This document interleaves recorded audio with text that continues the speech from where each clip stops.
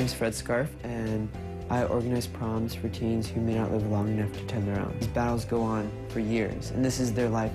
They're like continually running a marathon. When I was 15 years old, I had a friend who had cancer, and she lost her fight to the cancer.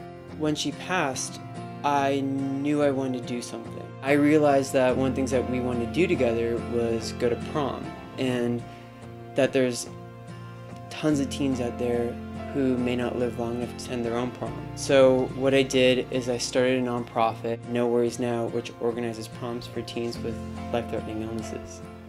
For me, it's to get away from all the treatment and all the hospital crap that I have to go through at what seems like a never-ending road. And it's just a good night to, just go all out, have fun. I didn't get to go to my high school prom, and it's like a time to just be with people who don't judge, and where like I fit in perfectly. We met some wonderful girls that we met through past proms, and they're no longer here, so I'm sorry. It's hard. He also develops kind of special relationships with a lot of these young people because, for a lot of the kids, when they're sick, everybody treats them as the poor sick kid. And you almost become like the generic little sick kid, and everyone treats everyone the same. And he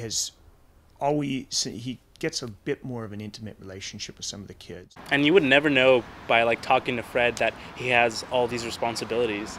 He's just a regular guy, and oh yeah, by the way, I have like a million things going on. But he doesn't bring it up usually, just show it off. It doesn't seem like it's anything that out of the ordinary because he's just such a good person. He's always been a good kid since the day he was born.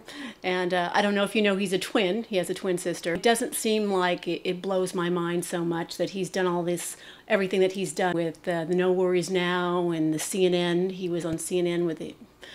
He was one of the CNN heroes, and he's always been great. This is what I call the Freddie box, and I have all of your awards in here, Freddie. This is fireproof in case the house ever burns down. Here's my favorite, Super Teens. That's when I was a super teen. Yeah, he was a teen heartthrob. Fred will find a way to make his ambition kind of, make it realistic, and he'll make it kind of work out and successful. This place is special because I am a night owl. I do all my work for No Worries Now here. I study here for school. But what makes this place even more special is the fact that when I was on TV, the owner of this restaurant, Crave, saw me on TV and actually tried to get involved. So what he did is he framed a shirt from No Worries Now that says, "Ask me what my shirt did," and each shirt pays for one kid to go to prom. But then, in addition to that, the staff wears the shirt.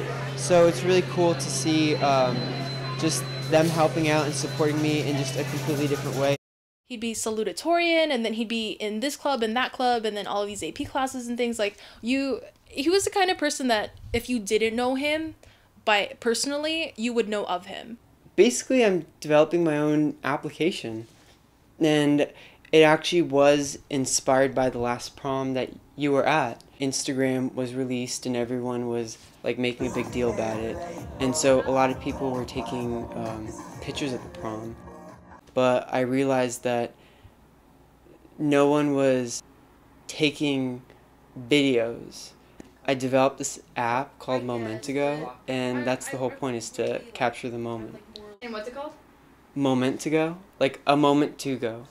MomenTOGO is sort of like the Instagram but with video. When you see something really awesome happen and you just have to get it, and it's just and you want it to go viral, that's hopefully like what people would turn to. It's supposed to be fully functional, and it's supposed to look and feel the way we want it to look and feel. For me, I feel like the more intuitive the app is, it's just going to naturally take off. So my goal is to really make the app very intuitive.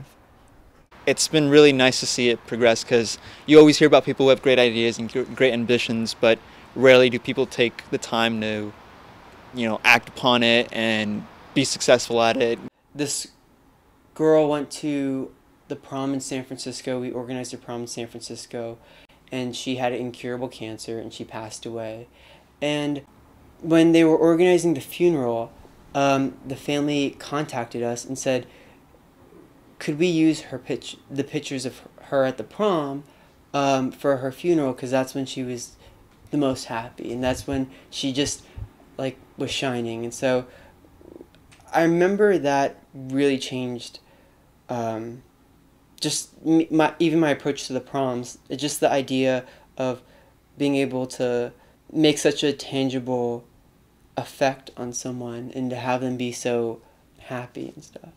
To see him start out as a little boy with dreams of some big things, and to see him actually put some of them to paper and then have them turn into real things has been really a wonderful thing to watch. In the future, I see myself having fun. I think fun's really important. I think if it's not fun, then you shouldn't do it. And for me, just being able to realize my potential is something that's challenging and fun and exciting. When I first met Fred, I had no idea he did any of this. He was just the kid I sat next to in my Spanish class, and he was kind of just quiet, studious, and all of a sudden he's like this guy who, you know, he's affecting a lot of people's lives, and kind of makes you want to be a part of it, kind of makes you want to affect somebody's life just as much.